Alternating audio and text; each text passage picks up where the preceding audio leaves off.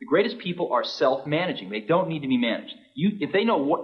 Once they know what to do, they'll go figure out how to do it, and they don't need to be managed at all. What they need is a common vision, and that's what leadership is. What leadership is having a vision, being able to articulate that so the people around you can understand it, and getting a consensus on a common vision.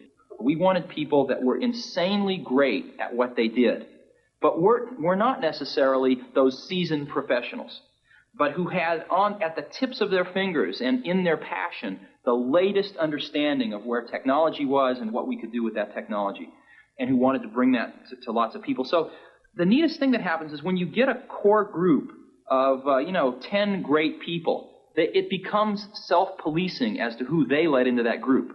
So I consider the most important job of someone like myself is recruiting. We agonized over hiring. We had interviews. You could go back and look at some of the interviews agendas. They would start at 9 or 10 in the morning and go through dinner.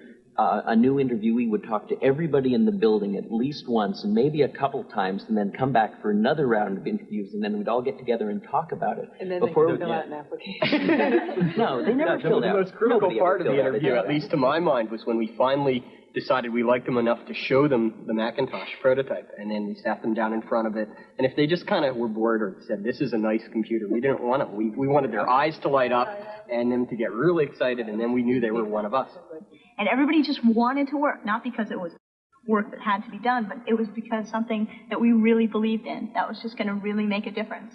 And that's what kept the whole thing going. We all wanted exactly the same thing, and instead of spending our time arguing about what the computer should be, we all knew what the computer should be, and we just went and did it. We went through that stage in Apple where we went out and we thought, oh, we're going to be a big company, let's hire professional management. We went out and hired a bunch of professional management.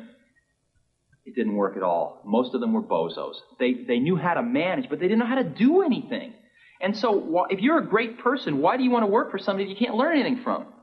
And you know what's interesting? You know who the best managers are?